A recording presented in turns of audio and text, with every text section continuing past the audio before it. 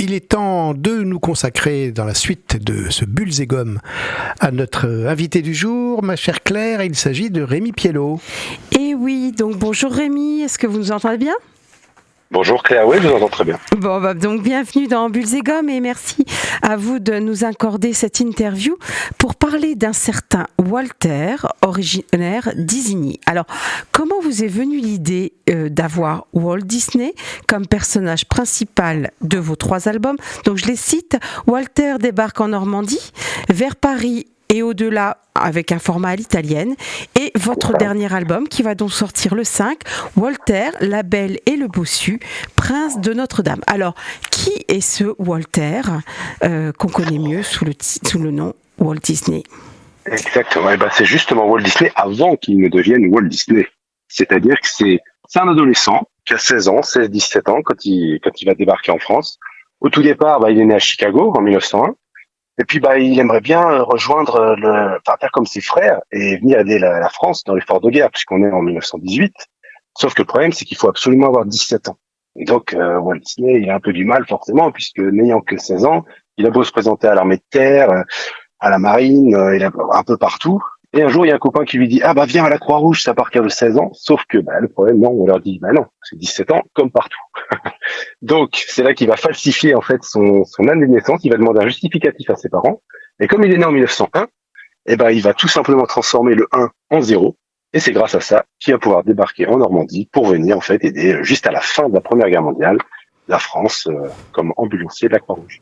D'accord. Alors, vos récits appartiennent au genre humoristique et parodique. Vous ne vouliez pas écrire et dessiner une bande dessinée classique pour parler de ce personnage, donc de Walt Disney ? Alors non, justement. Alors il y a plusieurs raisons. Moi, l'idée, c'était que il y a tellement d'albums qui sortent que je voulais absolument faire quelque chose qui n'a jamais été fait. Donc déjà, ce sujet, la jeunesse de Walt Disney en France, ça n'a jamais été fait d'aucune façon, puisque de façon très générale, on va commencer le récit de Walt Disney à partir du moment où il va créer son premier studio aux États-Unis avec son frère. Et après aussi d'une façon qui n'a jamais été faite. Alors moi, c'est vrai que j'ai un dessin qui est humoristique, mais je voulais pas faire que de l'humour pour l'humour, parce qu'il y en a tellement que après, c'est se dire qu'est-ce qu'on apporte de plus. Après, voir, ça peut être la situation et tout. Donc, je me suis dit, moi, j'aime beaucoup le format avec les gags en demi-page, comme les premiers Gaston ou le Retour à la Terre, par exemple, de Larsenet et Ferry. Et je me disais, mais le truc, c'est que parfois, notamment, par exemple, quand on pense à De Gaulle à la plage de Ferry, on n'a pas forcément toujours le contexte historique. Tout le monde ne l'a pas. Et donc, je me suis dit, allez, on va essayer de faire un truc qui n'a jamais été fait, comme je disais. On va d'abord, j'ai lu un peu tout ce qui se fait au niveau de Disney, regarder les documentaires, les reportages, etc., croiser les infos. Et je vais faire la première bande dessinée qui raconte le séjour de Walt Disney en Normandie et qui montre, à l'aide d'anecdotes, à chaque gag étant construit à partir d'une vraie anecdote qui est indiquée en dessous, en fait, tout ce qui lie Disney à la Normandie. D'accord. Donc vous avez donc choisi cette mise en page récurrente, 2 histoires par page, 6 cases par histoire, parfois une case unique. D'où vous vient cette idée de format ? Pourquoi l'avoir choisi ? Alors, en fait, moi, je me suis lancé comme entrepreneur d'abord en créant mes propres cours de bande dessinée à Rouen, puis après à Caen. Et je me suis dit à un moment, donc je suis à la fois dessinateur, scénariste, je suis un peu multifacette, multitâche, on peut dire. Et je me suis dit, ok, si tu crées une collection de bandes dessinées avec ta propre maison d'édition, fais en sorte d'avoir quelque chose de vraiment différent. Et surtout, base-toi sur ce que toi, tu aimes le plus relire. Et comme moi, les BD que je relis vraiment le plus, ça va être ces BD-là. Évidemment, je dis de toute façon aussi des choses, de toute façon, je suis plus aussi éclectique dans mes goûts. Mais ces BD-là, ces formats-là sont vraiment ceux avec lesquels je relis parce qu'il y a quelque chose de très très facile à lire, il y a beaucoup de fraîcheur. Et en même temps, ça demande beaucoup de travail d'avoir quand même 2 gags par page. Moi, en plus, on est toujours d'après des faits réels. Donc voilà, j'aime beaucoup, c'est une question de goût personnel aussi. Ouais, donc c'est pour ça. Donc vous avez un peu anticipé ma question suivante. Vos 3 albums sont donc publiés aux éditions Piello. Pourquoi avez-vous fait ce choix ? Aviez-vous envie de maîtriser la chaîne de vos albums du début à la fin ? C'est exactement ça, voilà. Me dire qu'en fait, c'est déjà, il y a une question de compétence. On se dit à un moment, moi j'ai fait de la bande dessinée comme auteur aux éditions Carabas. Puis ensuite, j'ai été responsable éditorial aux éditions Petit à Petit. Et puis, à un moment, on se dit, OK, c'est bien de travailler pour les autres, mais quand on peut faire quelque chose pour soi, après, c'est aussi une question d'envie personnelle, pourquoi ne pas le faire ?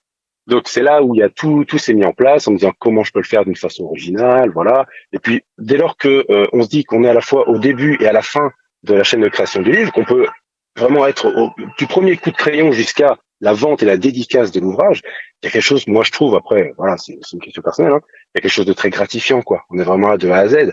Ça fait beaucoup de travail de façon forcément, faut pas trop se disperser, faut être très organisé, parce que bah, je vais être à la fois la gestion de l'impression, l'écriture du scénario, le dessin, le travail avec les coloristes, toute la gestion administrative qui va avec, l'organisation des séances de dédicaces, enfin voilà, je vous passe les détails, tout en vous les donnant un peu.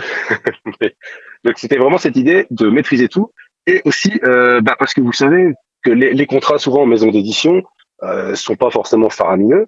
On est souvent sur du 10 maximum 15% quand on est sur des séries à succès qu'on fait tout, et que bah là l'avantage c'est que tout en étant forcément il faut trouver un diffuseur distributeur, mais tout en étant moi-même mon propre patron, j'ai le droit de vendre moins puisque j'ai une marge plus forte, et dans un marché qui est hyper concurrentiel, c'est intéressant.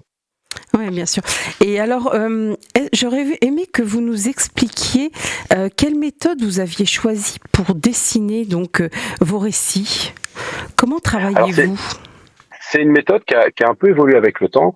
À la base, j'étais beaucoup donc en traditionnel. Ça veut dire que vraiment crayon papier, un tout petit peu de retouche numérique sur les crayonnés, ou par exemple quand on fait du crayonné, parfois on fait un peu de placement, c'est-à-dire que on a déjà crayonné les choses, puis on se dit ah là le personnage il serait mis un petit peu décalé, plutôt que de le redessiner directement, on scanne sa page, on le réduit un peu, on le déplace et on imprime. Et après ça permet de rebosser à la table lumineuse pour faire l'ancrage par-dessus. Donc sur le tome 1 et le tome 1 et demi et le tome intermédiaire, donc Walter vers Paris au-delà, j'ai pas mal bossé comme ça. Et maintenant je me mets pas mal au numérique, c'est-à-dire que maintenant je fais un crayonné numérique, mais je garde quand même un ancrage traditionnel parce que j'aime bien cette idée aussi de pouvoir montrer un vrai travail, une œuvre unique. Quelque chose, voilà, l'idée de garder cette idée d'une planche qui est vraiment dessinée, qui n'existe qu'en un seul exemplaire, c'est quelque chose qui me plaît. Et c'est vrai que c'est beaucoup plus pratique quand on a envie de faire des expositions, d'avoir quand même des exemplaires un peu papier sur lequel on peut vraiment montrer qu'on a travaillé en tradi sur ces planches.